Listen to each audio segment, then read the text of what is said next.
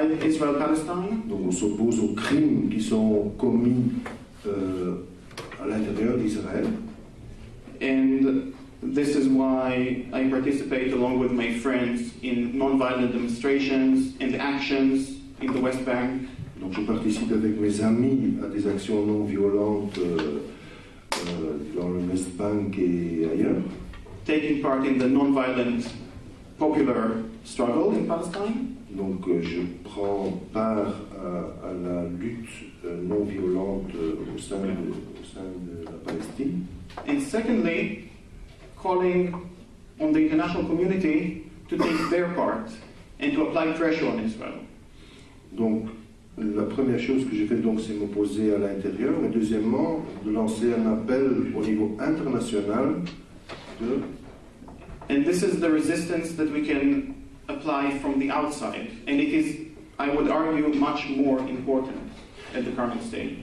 Et je pense que au moment actuel, c'est même plus important de faire cette pression au niveau international et à partir de l'extérieur contre Israël. I will end here, but I will remind you that this activity by the international community, the public outcry by the world, saying that Israel has to be accountable for its actions. Donc l'appel international pour dire que Israël doit être tenu responsable pour ses actions is very effective and becoming more effective by the day. Est très effectif et devient efficace et devient de plus en plus efficace. And it is very important that this event is taking place and that organizing inside ULB will take place to bring this voice from Brussels and join the growing worldwide campaign. Donc je trouve que c'est très important que cet événement ait lieu au sein de l'ULB et c'est un événement qui va se joindre à la campagne internationale. Cet appel de Bruxelles va se joindre à la campagne internationale de BDS. And I believe that things are changing and hopefully they will even get better soon enough. Donc les choses vont changer et on est plus dans la. Ok, merci beaucoup Ronnie Barkan pour cette intervention super claire et très très intéressante. Moi je pense aussi que les choses sont vraiment en train de changer. Je pense que de plus en plus les gens qui connaissent l'ampleur et la gravité de la situation comprennent et osent affirmer que le BDS est vraiment un moyen d'action qui est à la portée de tous et qui est avant tout une manière simplement de mettre la limite à un endroit où on pense qu'une situation n'est plus acceptable. Par exemple, il y a plus d'un mois, dans Le Monde était paru un article qui avait été donc rédigé par des personnalités françaises du monde culturel et qui disait que le boycott était une arme indigne.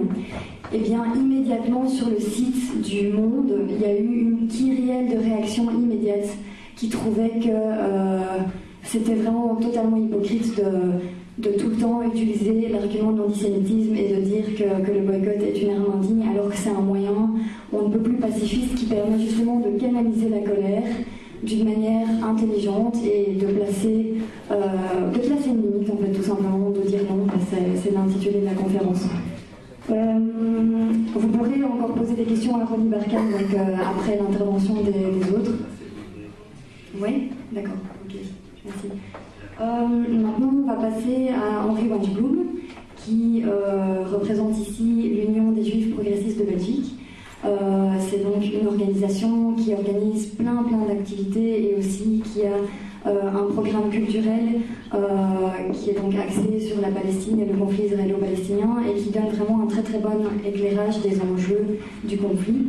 Donc voilà. Merci. Bonsoir.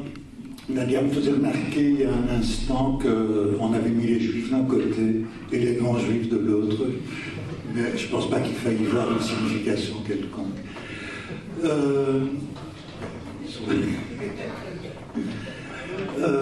Voilà, moi je représente effectivement l'Union des Juifs progressistes de Belgique. C'est C'est une organisation ancienne qui n'est pas née sur le conflit israélo-palestinien, elle est née en 1939.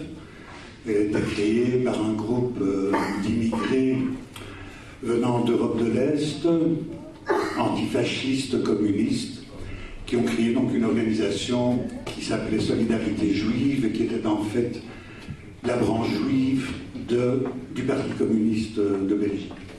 Cette organisation s'est retrouvée dans la résistance armée contre l'occupant nazi et ensuite a participé à la reconstruction de la communauté juive qui avait été fortement décimée et a passé le relais ensuite aux plus jeunes pour créer l'Union des progressistes juifs de Belgique, qui est toujours active aujourd'hui. Donc notre champ d'action n'est pas uniquement le conflit israélo-palestinien, nous faisons partie du monde associatif en Belgique et nous nous occupons et préoccupons de tous les problèmes de société qui se posent à nous, notamment la question de l'immigration et des sans-papiers et des demandeurs d'asile où nous sommes relativement très actifs.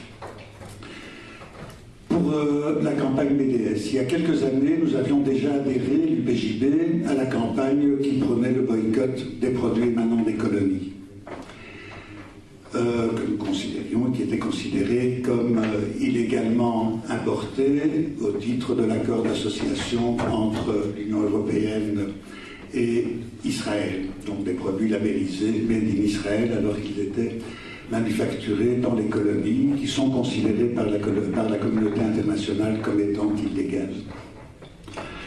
Nous avions aussi participé à toute cette campagne qui demandait à nos gouvernants, à nos gouvernements des sanctions, c'est-à-dire au moins la suspension de l'accord d'association, donc qui donne des avantages au niveau douanier à Israël pour l'importation de ces produits.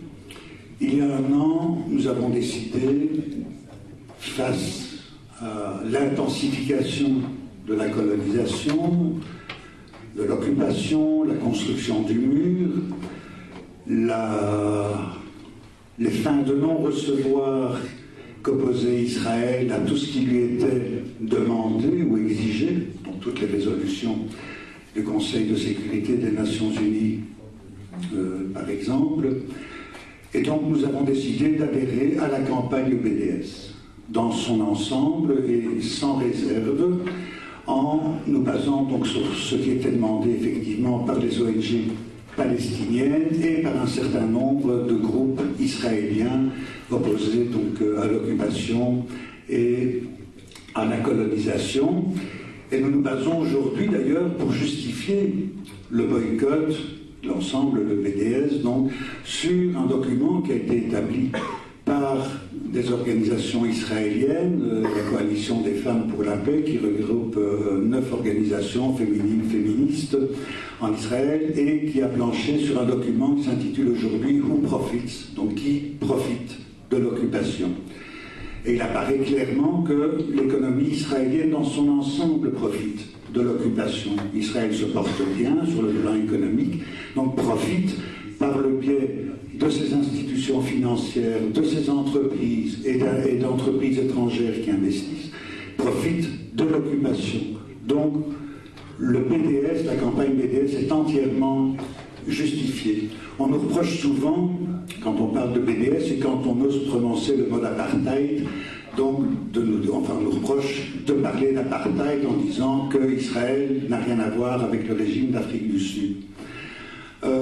En Israël même, c'est peut-être encore vrai, parce qu'il existe évidemment toutes les discriminations qu'on connaît à l'encontre des citoyens palestiniens, israéliens, donc des israélo-palestiniens, mais dans les territoires occupés, on peut carrément parler d'apartheid, puisqu'il y a des régimes différents, et totalement différents pour les deux parties. Les colons juifs peuvent se balader dans les territoires en empruntant les routes qui sont spécialement construites pour eux. Les Palestiniens sont soumis à des restrictions au niveau de la circulation pour qui est déjà allé dans le territoire palestinien occupé. Et quand on voit ce qui se passe au checkpoint, on a compris qu'il y a effectivement là une occupation très dure et une discrimination très dure. je veux dire que j'admire beaucoup ce que font aujourd'hui le mouvement des anarchistes contre le mur. J'ai eu l'occasion d'aller 2 fois avec eux dans le village de Bil'in, qui est devenu une sorte de symbole de la résistance non violente à la construction du mur, et voir ce qu'il faut traverser pour pouvoir y arriver, puisque les Israéliens ne peuvent pas passer par le checkpoint, notamment le checkpoint de Kalandia. Donc j'avais décidé d'aller avec eux par les collines. C'était une vraie course-poursuite entre les militaires et ces groupes donc, qui vont tous les vendredis manifester contre la construction du mur. Donc nous sommes dans le cadre de BDS, nous y sommes totalement acquis. Évidemment, comme le disait Ronnie d'ailleurs, c'est un boycott ciblé que nous prenons. Hein, nous n'allons pas certains ont appliqué ou ont eu l'intention ou ont l'intention d'appliquer ce qu'on appelle un boycott total. C'est ainsi notamment qu'en Grande-Bretagne, on a voulu boycotter un cinéaste comme Avi Mokrabi, qui dans tous ses films dénonce l'occupation et les ravages de l'occupation. On a voulu boycotter quelqu'un comme Giuliano Mercanis, qui anime et dont la mère a été une grande militante israélienne dans le village, enfin dans la ville de Jenin et dans le camp de réfugiés de Jenin, et qui avait reçu le prix alternatif pour ça. Donc, choisir, il est certain qu'on ne va pas se priver d'inviter des gens comme Ronnie ou d'inviter des gens comme les 4 Israéliens que l'UPJB a invités le 20 novembre dernier pour nous parler de cette montée du macartisme en Israël, c'est-à-dire carrément la chasse aux organisations activistes pacifistes qui se battent contre l'occupation, contre la construction du mur et pour une société égalitaire, c'est-à-dire pour un État d'Israël de tous ses citoyens et pas un État d'Israël monoethnique, comme le souhaite à l'heure actuelle très ouvertement le ministre des Affaires étrangères israélien, Avigdor Lieberman. Donc nous participons aux campagnes de sensibilisation. Nous exigeons toujours des sanctions, mais là nous crions tous un peu dans le désert, puisqu'on nous rétorque toujours qu'il faut privilégier la diplomatie, on voit où ça mène. Hein, même Barack Obama vient de constater où menait la diplomatie, donc en essuyant un refus catégorique de Netanyahou de geler la colonisation, de la poursuite, donc pas de démanteler les colonies, pas encore évidemment, mais de geler simplement l'extension de la construction. Nous avons organisé, nous avons appelé il y a quelques mois à un rassemblement devant un grand hôtel bruxellois, pour le Conrad, pour ne pas le nommer, qui accueillait Avigdor Lieberman, qui venait récolter des fonds pour les Israel Bonds. Donc nous avons appelé en tant qu'organisation juive à un rassemblement de protestation. Nous avons aussi écrit à nos responsables politiques en disant que Avigdor Lieberman n'était absolument pas le bienvenu dans ce pays. Nous soutenons, j'arrête tout de suite, oui.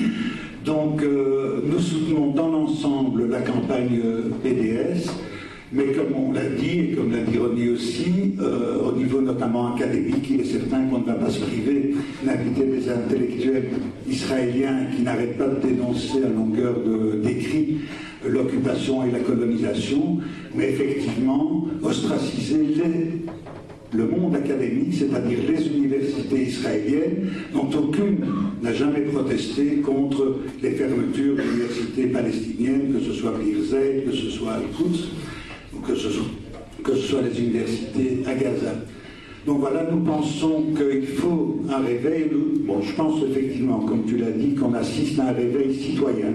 Hein. Israël a d'ailleurs bien conscience aujourd'hui que son image s'est fortement dégradée à l'étranger, notamment suite à l'opération Plomb durci. Et je pense que les résultats que donne aujourd'hui, notamment la campagne de désinvestissement, quoi qu'il en dise, fait extrêmement mal à Israël. Et je pense que c'est là qu'il faut pousser le plus fort, c'est le désinvestissement. Je vous remercie.